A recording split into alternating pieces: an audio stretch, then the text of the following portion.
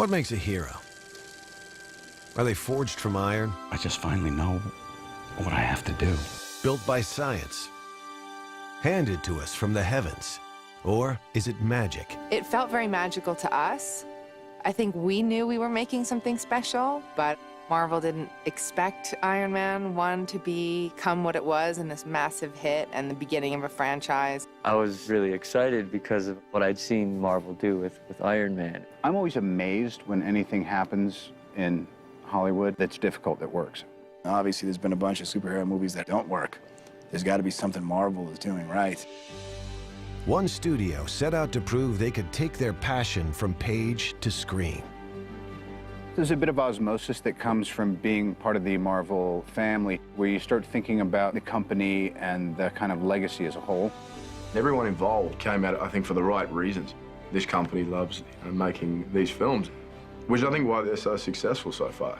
People get their money's worth. They come with an expectation that's most times exceeded, and it's very difficult to do that. So how do they do it? How does a studio make a film that fickle comic fans are actually proud of? Well, they listen.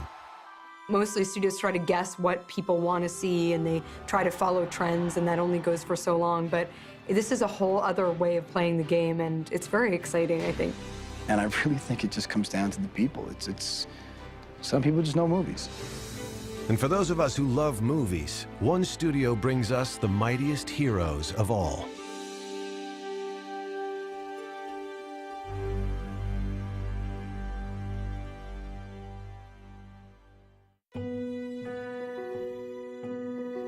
Here's the trick in Marvel. We want to stay true to the characters, we want to stay true to the books, but we also don't want to be afraid to take risks occasionally with our characters. We believe that our stories are so strong and our characters are so strong that we can take chances. If you talk to Marvel fans, ask them what their favorite moments are over the years in the comics, you will almost always get a character moment out of them. It very rarely is it a pure action splash page moment. The reason Marvel's characters work so often is that they are so much like us. It's still the kid who gets beat up in class and wants the girl who's above his league and can't get the job and can't catch a break. And I think when you open up the books of Marvel, you relate to these people.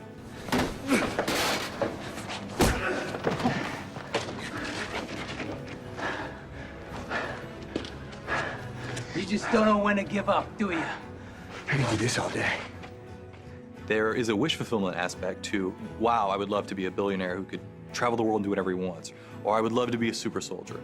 But at the same time, those people have my problems, and they deal with the same things I deal with, and that's why these characters endure. It's also a crucial piece to the Marvel saga at large. The way Thor deals with his father and his brothers, the way Iron Man deals with his girl Friday, the way Captain America is drawn to want to fight for his country, and the patriotism that he has. We have real people, real characters that just happen to be superheroes. And I think that's what makes it enjoyable. Everybody worldwide can relate to that in one level or another. It's human nature. I grew up with Marvel Comics around the house, and my brother had Spider-Man underoos and Spider-Man sheets and Spider-Man everything. Makes for, I think, a product that is really attractive and charming and fun. What's important about the Marvel characters is that there are many different incarnations. There's the comics, there's the cartoon series, there are video games, there are movies, some of them have had live-action television series, but the core of the characters usually remains the same, right? Always from what started in the comics. That's where it all begins.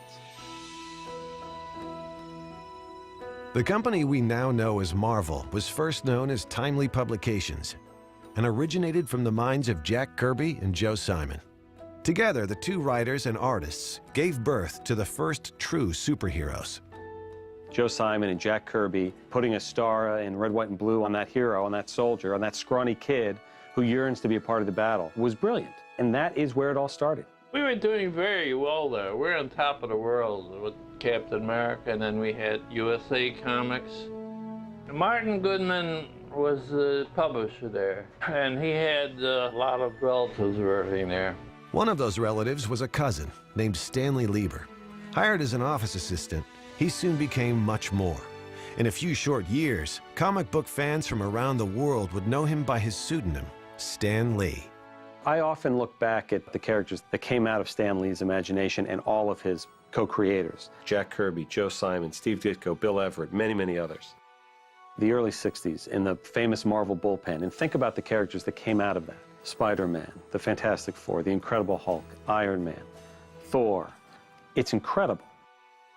And all the adjectives that he uses to sell his books are true about him and about all of them in that period. One of the reasons the Marvel characters have been so successful and have lasted so long is in creating them, we tried to give them personality. If you get somebody who can interest the public just because of his or her own personality, then you add the colorful element of a superpower, then you've got something really good. At the age of just 19, Lee became the interim editor of the company, then known as Atlas Comics. But by the early 1960s, this company would also have a new name.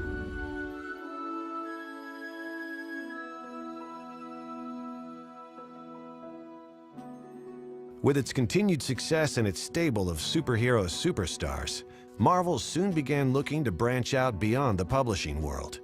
Characters like the Hulk and Spider-Man became part of Saturday morning cartoons and even feature films.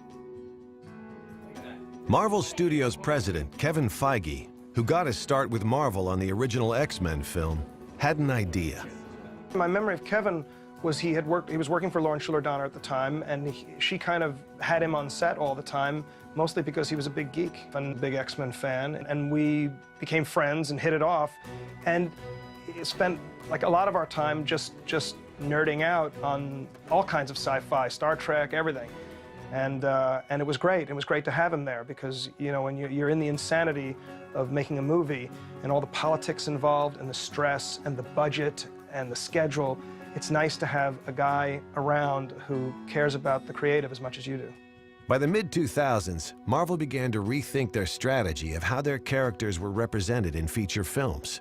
It was early days at Marvel Studios. Avi Arad was the head of the studio at the time, and Marvel Studios had existed. I'd been with the company for I want to say 5 years, working on the X-Men films, working on the Spider-Man films. There were ups and downs on all the various Marvel films at that point, but they were mainly ups, and they were mainly amazing learning experiences because we could see the way things worked that we wanted to emulate, the way we wanted to avoid in development, in choices, in the production. So we got to know all the writers, all the filmmakers. It got to a point that we were working hand in hand with the studio partners, bringing the filmmakers to the table, bringing writers to the table, working on it, but we never had the final say. At a certain point, as we were so heavily involved with the movies, the thought was, can we do it ourselves? And certainly a core team of us thought that we could. It was Alan Fine from the beginning. His vision was instrumental in putting these films together. As the company that created these beloved characters, Marvel believed they could bring new and exciting dimensions to them at theaters around the world. And under the banner of Marvel Studios, the company set out to reclaim some of their characters and produce their own feature films. I started at Marvel in 2004 as an assistant, and David Maisel came up with this idea, this whole financing idea that we could get all the rights back to these things and put together a big slate, and we could finance it all as a slate. And as we were talking originally back in 2004 about what this slate could be, and there was this real realization as we're putting this book together of like, what characters do we have the rights to? Because that was the main question back then was, well, if we were going to make movies, what do we have the rights to still? We don't have the rights to Spider-Man, we don't have the rights to X-Men, we don't have the rights to Fantastic Four, to Daredevil, to Ghost Rider, Punisher. Well, we don't have the rights to any of that stuff. What do we have the rights to? We started to realize, well, we have the rights to Iron Man back. We never gave the rights to Captain America away. Universal's willing to let us make a Hulk movie if we pay for it, and we could use the Hulk in future movies. And we never gave the rights to Thor to anybody. So we have Iron Man, Captain America, Thor, the Hulk. We've always had Nick Fury. Marvel historically was really the company that created continuity within comic books, where Spider-Man, if you were reading Spider-Man, you were reading the life of Peter Parker from one issue to the next. And when one particular Spider-Man story was over and the next one started, they were all done in sequence. The same can be said for our other characters too. You know, Tony Stark's moving through his life, and these lives are all moving in unison, and sometimes those books would connect.